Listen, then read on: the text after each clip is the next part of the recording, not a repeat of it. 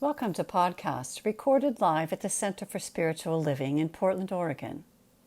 We have many resources available for our online audience on our website at csoportland.org. Our mission is to open hearts, ignite minds, and make a difference. If you'd like to support our center and its video podcast, you can donate online at csoportland.org. Allow us to become part of your extended spiritual community. Wherever you are on your spiritual journey, you are most welcome at the Center for Spiritual Living. For more information, visit csoportland.org.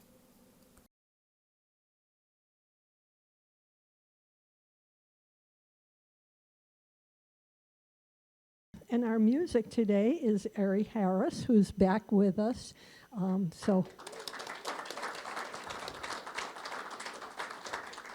And of course, our wonderful Friends Band. Yay! And our community singers. Okay. So I invite you to sit back and relax, because we know that somewhere between this beautiful spiritual community, the music, the meditation, and the message is exactly what your heart came to receive.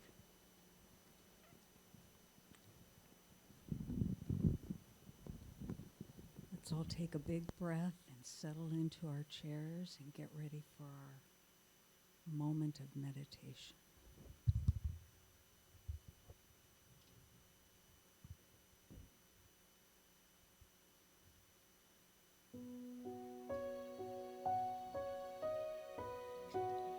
It is not I,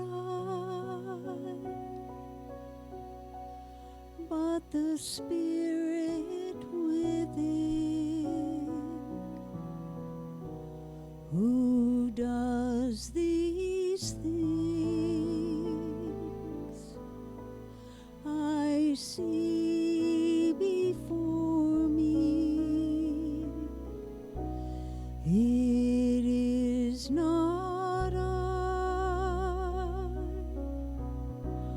but the Spirit within. Oh,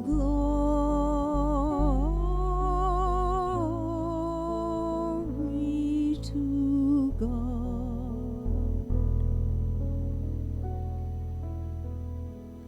Oh, glory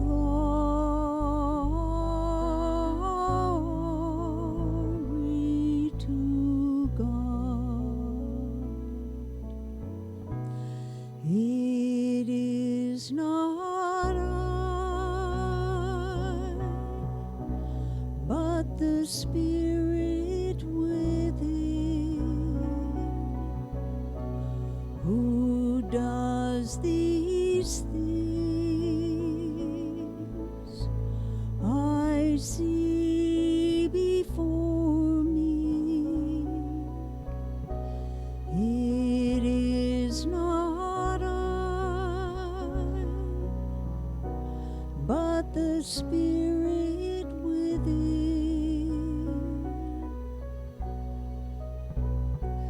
Oh, glory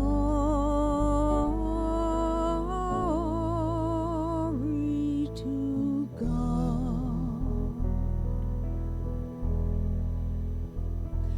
Oh,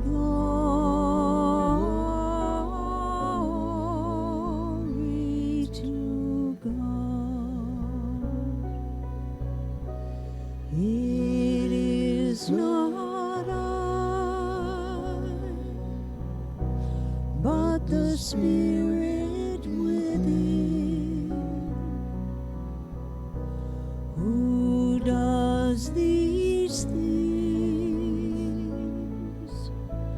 I see before me. It is not I, but the Spirit within.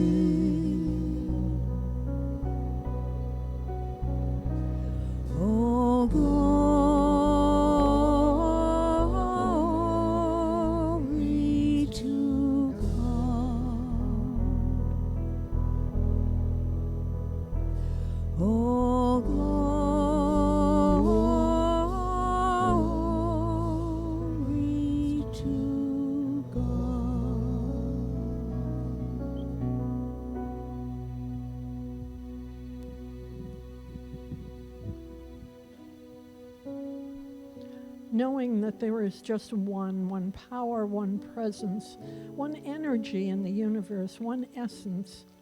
And we call this God or Spirit, divine inspiration, Mother Nature, whatever we call it. There is only one. And it is the source of all love, wisdom, peace, joy, abundance, wholeness. All of these beautiful qualities are fully present in, through, and as every aspect of the universe. All beings everywhere are imbued with the expression of these qualities. And so I know that I am a unique, individualized expression of this oneness, and it is my knowing that every person here and in the sound of my voice and every person everywhere is also an expression of the oneness, of the wholeness, and all of these beautiful qualities of God are fully present, available to us to use, to call on, to experience at our own will, that we can choose to be love and peace. And so I claim and affirm for us today, on this special season of holidays, of Hanukkah, of Christmas coming up, of New Year's, of the solstice, of all of this, that whatever our beliefs may be, we know that it is a sacred time for us to go within and to recognize the peace available to us as we share it with all others here and around the world. We know that peace is possible, that it is in us, as us, and it is available for us to share throughout our day, our week, the rest of the season. And so I am so very grateful to know that we are vehicles of the expression of God, that we are able to be the presence of peace, the presence of love for ourselves, for our families, for our community. And knowing this, I just release my word into the action and activity of the law, knowing that it is already done. The law is working with us always to manifest that which we claim and affirm and know to be true for ourselves. And so I just release this, I let it be, and together we say, and so it is. And as we take a few moments of silent meditation, I just invite us to feel that peace within ourselves, to find it, to recognize it, to know it in ourselves.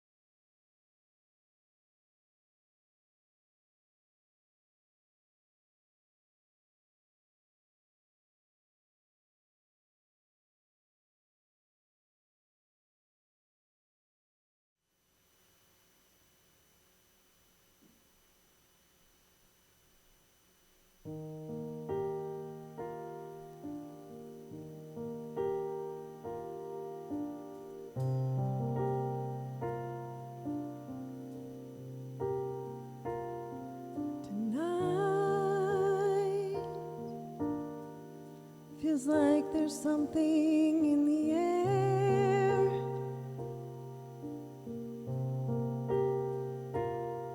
Tonight, it's like the sky is filled with prayers.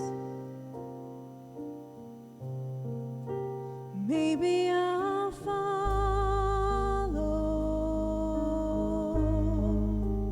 follow that star.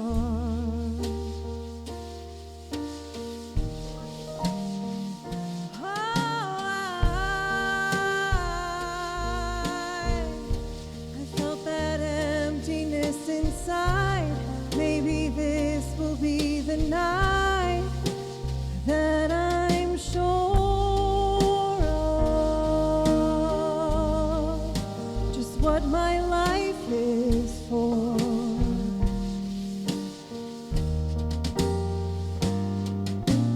Wake up each morning with hope in my heart, out of the dark. Oh God, I hear your name out on the street, but what do you mean to me? You're so grand, showing me the reasons why, filling me with your pure light. Maybe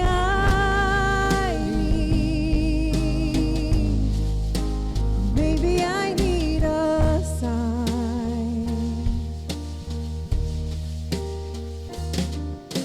Maybe a star I can follow. Lead me wherever and I'll go. 'Cause it feels like your voice is speaking to me, like there's something you want me to see. So I'll follow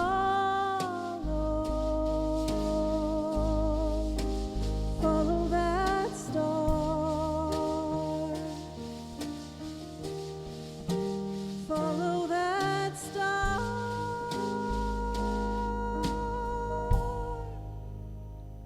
Follow that star.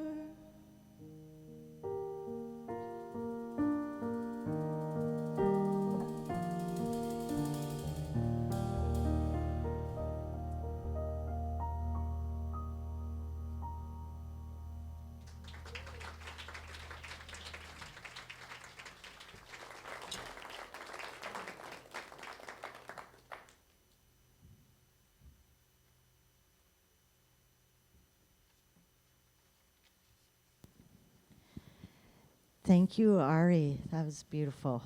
Thank you, band. Ken, Jim, Don, thank you so much.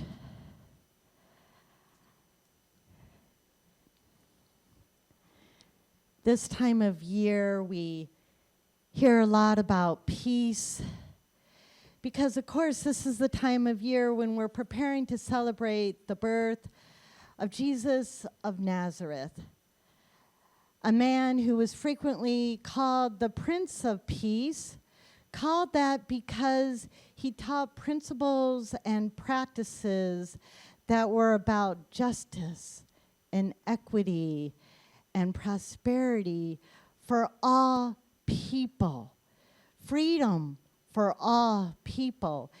And if we could align our human society with these principles and practices taught about this great teacher, then our society would be more fully aligned with spiritual truths that are meant for all people. And if we could do that, then we would indeed have peace on earth. This peace that we all yearn for is not something that we need to create, because it is already a quality of the divine. So our job is more to not block it than to create it. We strive for peace, or we yearn for peace, so that all people might thrive instead of just survive. We yearn for peace so that we might all experience and enjoy and celebrate more of the diversity that is our one human family, the diversity of language and cultures, arts, and even the diversity of spiritual expression. We strive for peace, yes, so we can have more heaven on earth. And if we want peace, we need to be ambassadors of peace. And how do we do that? Well, we can take our first lesson from another great spiritual teacher, Lao Tzu. Many of us have probably heard this before, but let's remind ourselves. If there is to be peace, you know it, you could say it along with me. If there is to be peace in the world, there must be peace in the nations. If there is to be peace in the nations, there must be first peace in the cities. If there is to be peace in the cities, there must be peace between neighbors. If there is to be peace between neighbors, there must be peace in the home. If there is to be peace in the home, there must be peace in the heart. That's where it starts. Right there, with each and every one of us, in our own hearts and minds. Why? Because simply we cannot share, we cannot spread what we do not already have. As Marianne Williamson put it, the ego says, once everything falls into place, I'll feel peace. Spirit says, find your peace, and then everything will fall into place. Find your peace, and then everything will fall into place. This is because life is experienced and expressed from within out. This is one of the core teachings we have around here, this idea that whatever we intend for our lives and for the world, whatever we would like to manifest, we must first possess within ourselves. We call this consciousness work. We also call this building a mental equivalent. So if we want peace in the world, we have to have a mental equivalent of peace in our hearts, in our minds, and in our consciousness. That mental equivalent is seeing it, feeling it, experiencing it within ourselves, and believing it.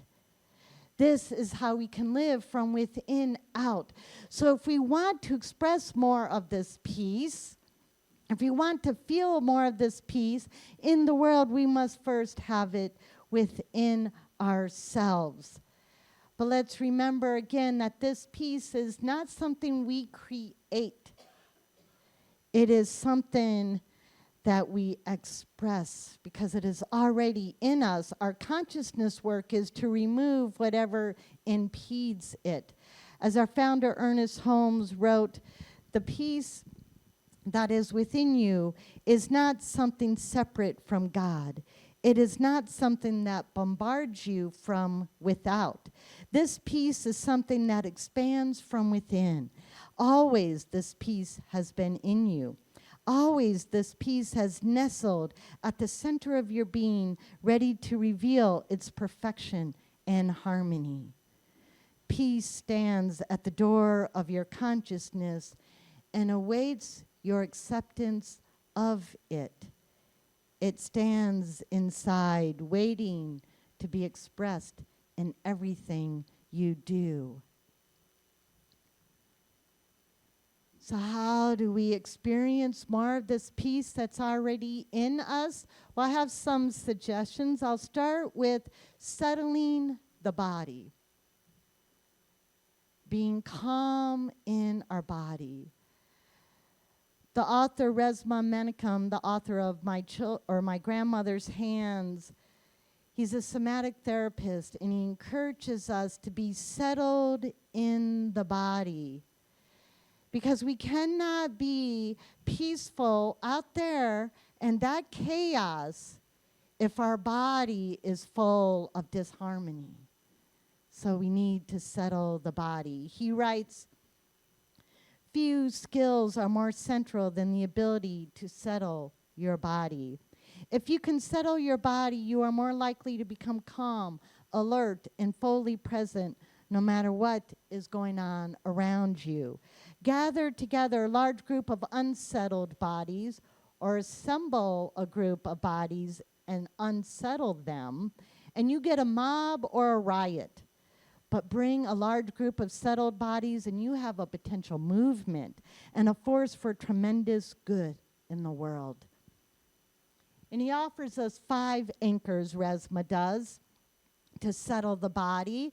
I'll just briefly mention them: soothing the body, noticing the sensations in our bodies. Don't ignore them.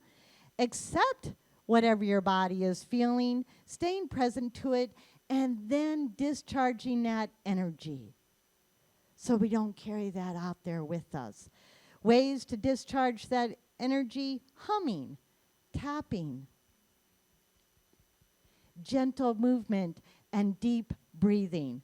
Now, breath work, this has been with us for thousands of years, breath work, and across cultures, because it's so simple and it's so effective. This working with our breath as a way to calm our bodies and our minds. So we're going to do that together. There are many, many, many forms of breath work. I'm just sharing one. We're going to do 4, 7, 8 breaths so we can experience this. What this means is breathe in for a count of 4, hold it for a count of 7, and then exhale for a count of 8. 4, 7, 8. We will do this in silence together and begin now.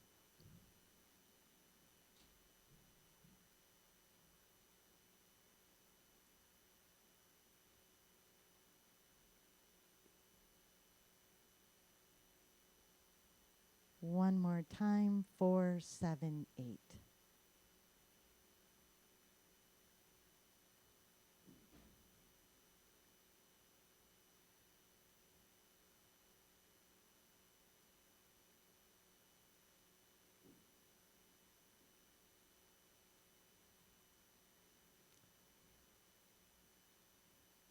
Do you feel that peace? You know, I frequently in this role get to pray with you. Various meetings, various opportunities to be with other people, and we almost always start with a prayer. And I almost always like to start my prayer with just that, a couple breaths, so we can tap in to that inner peace. It's so powerful. And we can do this anywhere at any time. You can be out there in the midst of all that chaos and do this, and nobody will even needs to know you're doing it. So this is one way we can develop inner peace. Or I should correct myself, tap into the inner peace. And of course, healing and forgiveness work, which we talk a lot about around here, because we cannot be peace if we have inner disharmony. 2 other things we talk a lot about around here is meditation and prayer. Meditation, to commune with that inner peace every day. Prayer, to help us know what is ours to do as the peace ambassador. Prayer to stay strong and persevere. Prayer to not give up hope.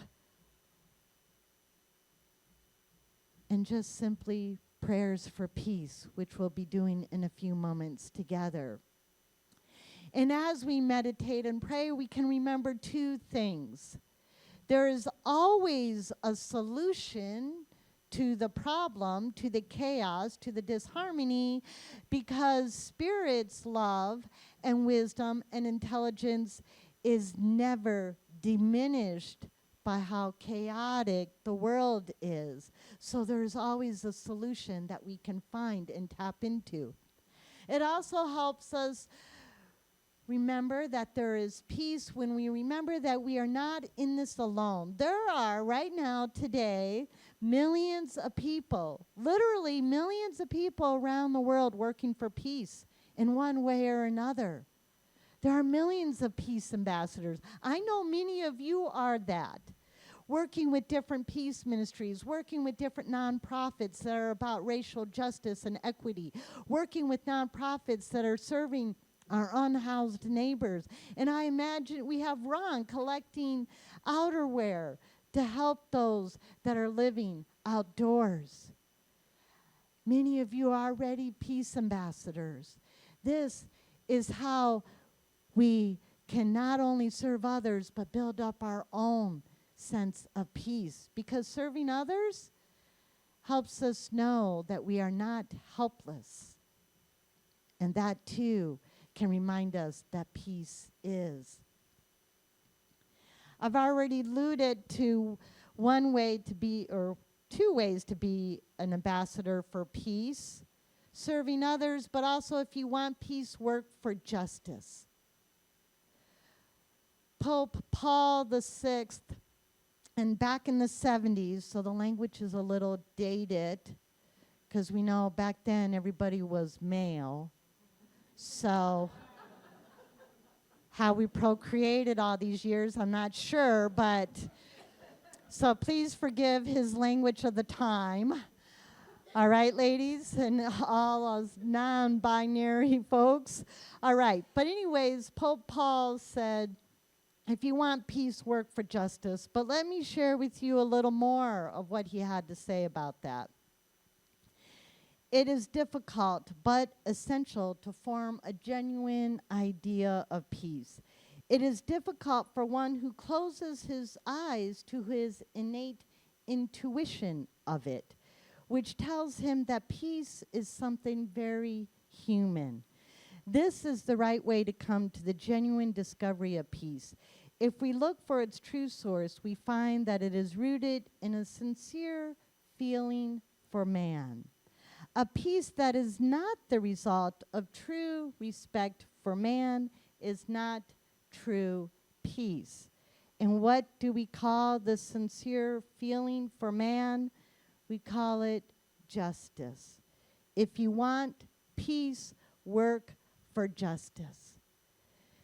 This is because peace that is simply and only the lack of violence, but doesn't get at the root causes of injustice, is not a lasting peace. If we want lasting peace, we have to actively create a just society where the dignity of every single human being is respected and the needs of all are met. This is the only way we will get a lasting peace. We can also be ambassadors for peace by refusing to be part of the problem. In other words, we can refuse to be part of the violent rhetoric, the violent words and thoughts and actions, even the violent beliefs. We can learn a lot here from the 6 principles of nonviolence. I don't have time to go into all of them, but in a nutshell, the principle of nonviolence says, I will not disrespect your soul or the soul of another person by participating in your violence. When we are faced with violent words or acts, our response is, I see your divinity. I see your dignity. I see your worthiness, and therefore I will not disrespect you by responding in a like manner with violent words, acts, or even thoughts. This, in essence, is nonviolence. We are called to practice this a great deal these days in our society, where we're hearing a lot of violent rhetoric from this administration and some members of Congress. The dehumanizing language about immigrants and refugees, the vilifying of entire nations and their people, the denying the mere existence of our transgendered members of our families, and attacking the history and contributions of people of color. These are acts of violence. And they normalize the use of physical violence. If we are to be ambassadors of peace, we must respond to and oppose this violence by standing in our principles of the divinity and dignity of all people. We must be peaceful in our thoughts and our words and our actions, and we must refuse to respond in like manner.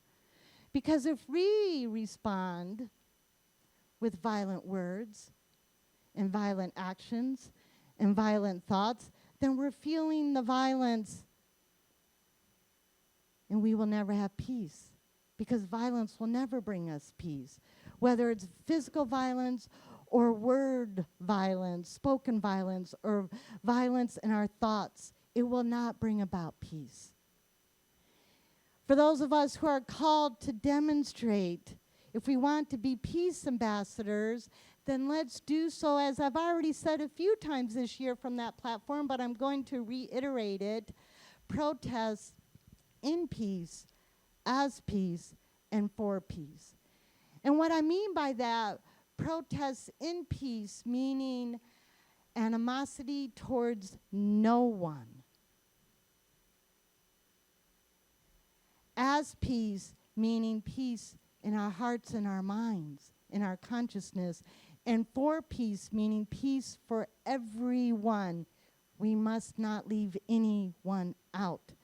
We can oppose and act against injustice by fully embracing and acting from peace. That's being steeped in the solutions. I've already mentioned prayer and meditation. We have some opportunities coming up for we as a community to be peace ambassadors through prayer and meditation. Next Sunday at 7 a.m., and by the way, all these that I'm going to mention, for those of you here in our sanctuary and the back table, all of these are there's some papers back there with all of these as reminders for you. But next Sunday, yes, at 7 a.m., we can participate in the UN's World Meditation Day. And there will be a meditation at that time led by Gurudev, G-U-R-U-D-E-V, sponsored by the Art of Living. So if you just Google the Art of Living World Meditation, you'll find it. That's on the December 21st. And Centers for Spiritual Living has an entire ministry dedicated to peace, the Global Heart of Peace. One of our community members, Kathy Ballard, is heavily involved in this ministry. This is a global effort. On December 31st, we will be part of the World Healing Peace Meditation. This is an annual event every day on New Year's Eve, when 500 million people around the world meditate for world peace. That happens to be a Wednesday this year, so on December 31st, our Wednesday meditation service will be all about peace. It will be led by Kathy. It's at 7 o'clock. You can find the Zoom link on our website. And I ask you to save the date for May 2nd. This is World Labyrinth Day. The first Saturday of every May is World Labyrinth Day. This year it happens to be on a Saturday. I just said the first Saturday, did I not? Saturdays always fall on Saturdays. Okay? Just in case there's any confusion about that. But part of World Labyrinth Day is walking as one at 1 o'clock local time. And the reason I asked you to save this date is because we, Portland Center for Spiritual Living, will have a day-long retreat up at Camp Cedar Ridge that day.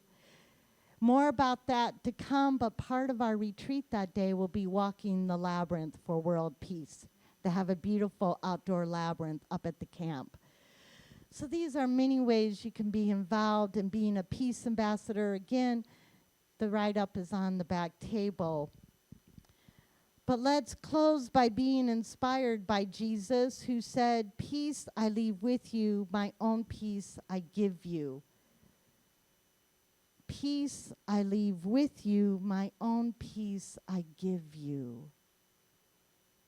So discover your own inner peace and then spread it to the world and be an ambassador for peace.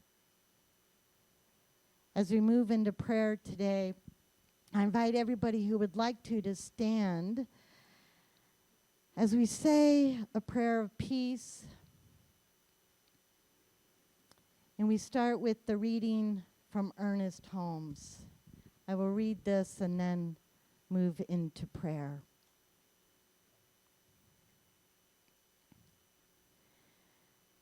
So we want peace on earth.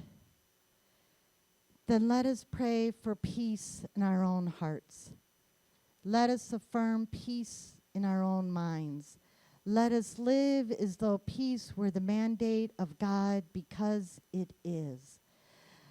Together, let us affirm it and let us encourage others to, no matter what the opposition appears to be, for it is a fundamental reality of God. Let us, you and me, pray for peace, and let us make our hearts fit to accept it when it comes. Let us make our intellect and our soul and our will and our feeling ready to receive it and embrace it even before it comes. Let us, in the stillness of our own soul, go back to that ineffable presence, which is peace, and proclaim it even in the midst of confusion, that peace which is the power at the heart of God. So I invite each one of us to feel that peace in our own hearts.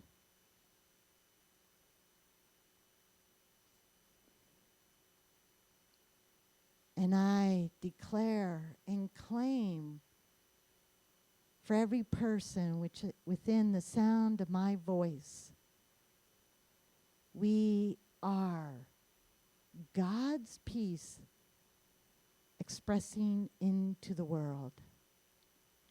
That each one of us has a part to play in this, and we get to discern what is ours to do. And so I know that we each do just that. What is mine to do? To feel more peace within me and to express more peace into the world. I know that this one peace is powerful enough and big enough that it moves each and every person who is open to it. It moves them. It uses each and every one of us as its instrument of peace. God, let me be an instrument of your peace. That is our prayer. That is our commitment in this season of peace and light for all peoples everywhere. And so it is. Thank you.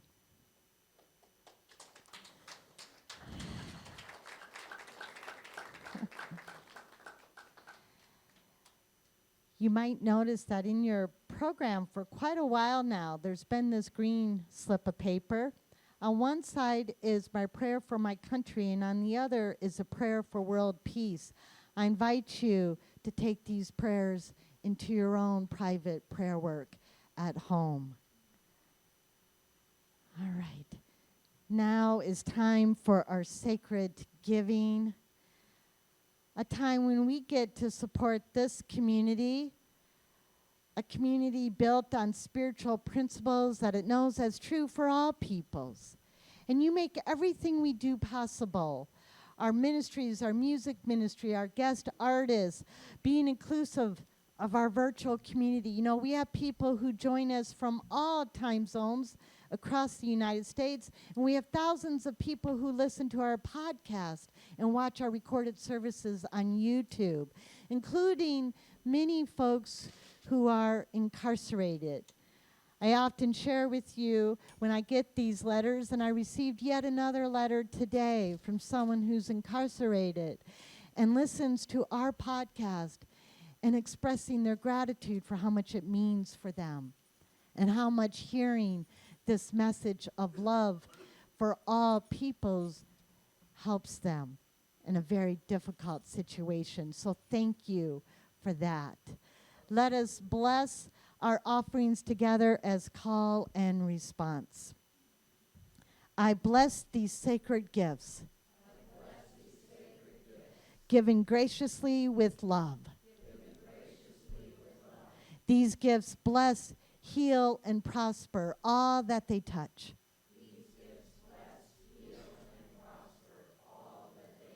In giving, I'm grateful to be richly, lavishly, and abundantly blessed. And so it is. Thank you.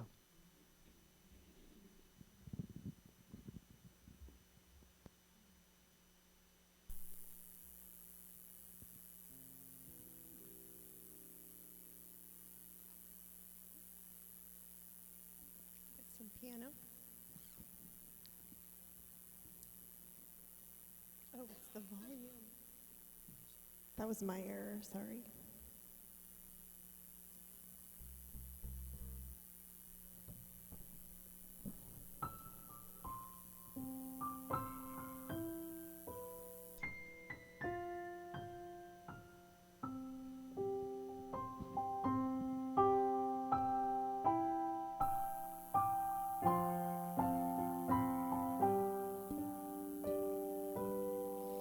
The first Noel, the angels still sing from the tops of the mountains. Their voices still ring. Their song, it does travel like a bird on the wind and fills the skies with hope's pure light. Carried on the sound, the message of the greatest love. Let's spread it all around. There's Christmas, Christmas is found.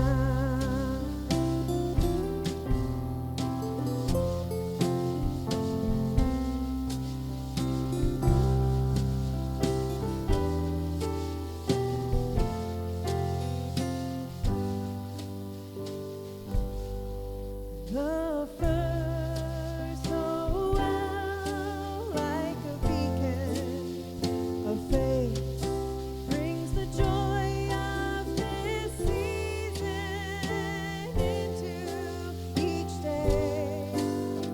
The song, it can guide us, it will show us the way as it fills the skies with hope's pure light. Carried on the sound, the message of the greatest love. Let's spread it all around. There's magic where Christmas is found. Oh, our hearts may feel heavy in spite of the cheer. Under the weight of each passing year, there's something greater reminding us all of what we truly need. The first Noel, the angels sing out from the mountains. Their voices reach here on the ground. Their song, it can guide us of the love that abounds. There's magic where Christmas is found. Oh, there's magic where Christmas is found.